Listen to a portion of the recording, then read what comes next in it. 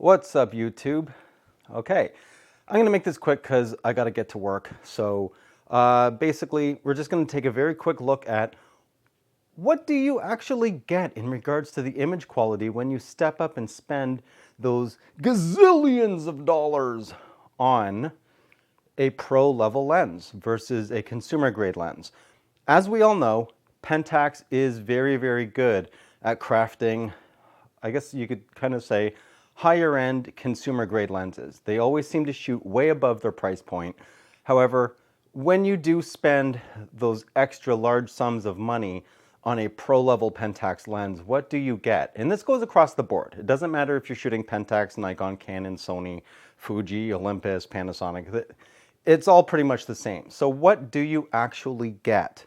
And in day-to-day shooting, for the hobbyist, advanced enthusiast, things like that, would you really notice that much of a difference? Or is it more of a case of if you're a pro and you require that absolute epitome of image quality, what do you really get when you spend the extra money on a pro level lens? So I shot a lens sharpness test chart. I used the Sigma 1770 f2.8 to 4 DC macro HSM.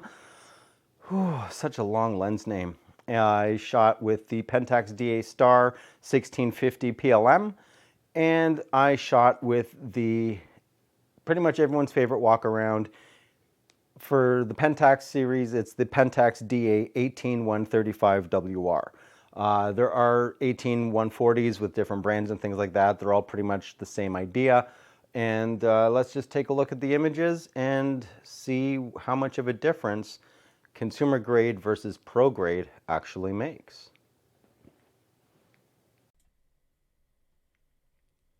Okay, so quickly, let's run through these. It's going to be a pretty short video. Okay, so on the left side here, I have my Sigma 1770 2.8 to 4 DC macro HSM, and it is shot at f4 because at 50 millimeters, which is where I shot the DA Star 1650, at 50 millimeters, the Sigma is actually at f4. I shot the DA Star at f2.8 because I'm trying to show what the differences are. You get a constant 2.8 aperture instead of having it stop down as you go through the focal length. So let's just dive right in. Okay, so let's zoom in here. And at the center, seems okay. I mean, the DA Star 1650 is sharper. I mean, that is a given. It is much sharper. But as you're going across the digits here, you can see there is a slight lack of sharpness. And I did shoot this in live view. And I made sure, no matter what settings, that this was the sharpest I could get the Sigma. Now, the only reason why this seems like a drastic difference is because we're comparing these lenses side by side. But the Sigma 1770 actually was one of my favorite lenses. However, going across to the edge of the frame, you'll see there is a tad bit of drop off in regards to sharpness, especially at the very, very edges here. Now, overall, I mean, you can still see detail. You can still make out the lettering and everything, right?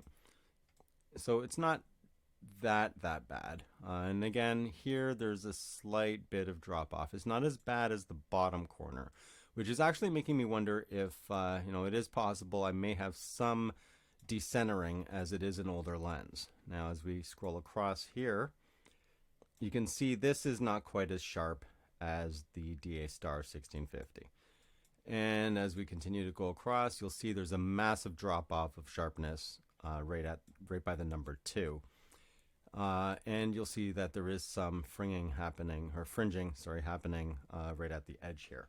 So let's bring up the Pentax 18135 and see how that compares. On the surface, seems like it's going to be great. Seems great until you zoom in. I'm not even going in at 100% here. And as we scroll across, well, let's take a look at the center. Center is sharp. The center is beautiful. Absolutely beautiful. And now as we go across, you'll see there is monstrous drop off in sharpness. Absolutely monstrous drop off in sharpness. See where 16:9 is? 16:9. This is what happens with a consumer grade lens generally. And there is some fringing along the edge here. Let's go over to the other side and you'll notice the same characteristic. Right towards the edge, the sharpness just drops right off. And there is some fringing along this edge as well. Detail, I mean, you can still make out the lettering, but there is a noticeable drop off in regards to sharpness. And remember, the 18135 WR, I shot that at f4 because that's the aperture it sets when you're at 50 millimeters. And again, the DA star wide open at f2.8. If I had stopped it down, it probably would have been a bit sharper. But I was just using the lenses as, you know, native, wide open to what they could actually produce.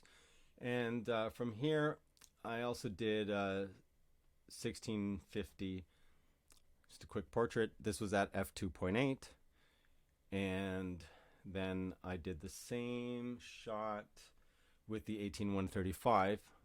Is at f4.5 at 50 millimeters. That's how much light you lose. And that's another thing with consumer grade lenses with variable aperture.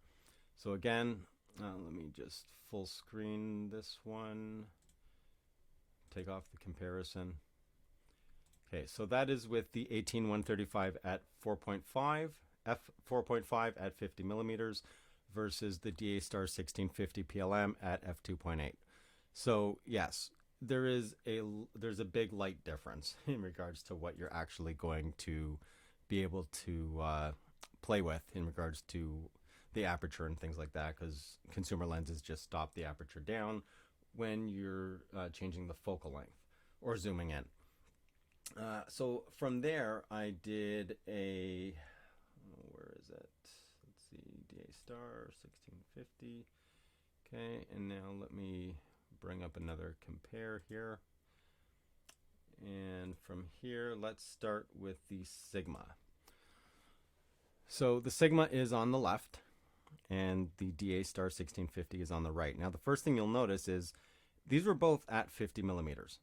Now, the one thing you will notice is the Sigma shot is wider. This was shot on a tripod, and the Sigma shot is wider. However, the sharpness is, as I was saying, like it still is pretty good. It's not quite as sharp, but if I took this 1650 away, this would be acceptable. You wouldn't even really notice that there is any, that you wouldn't notice anything wrong inherently with this image.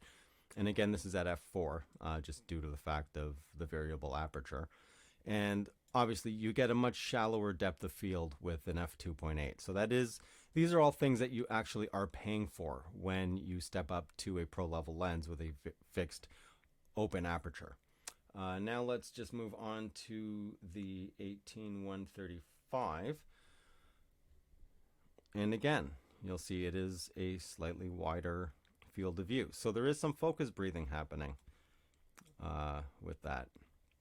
But again, I mean, the 18135 dead center is perfectly sharp, completely acceptable, no issues whatsoever.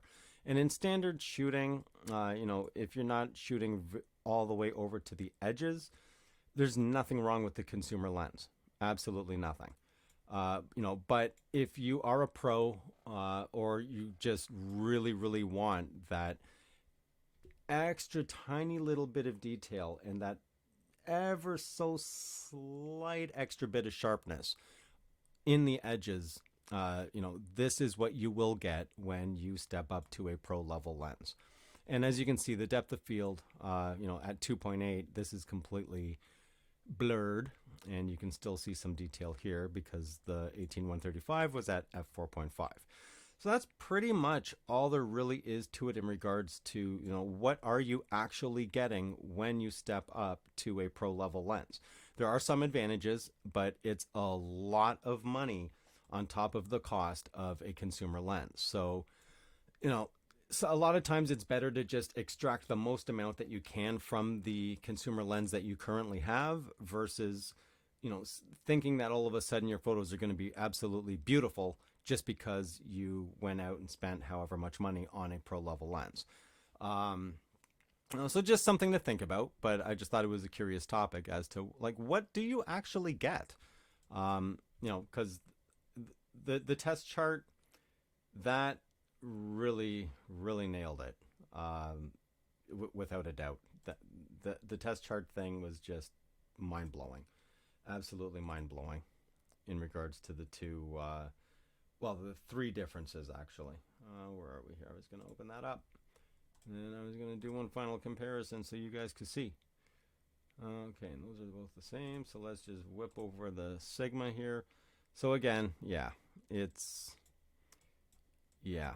big difference between these three lenses. Huge.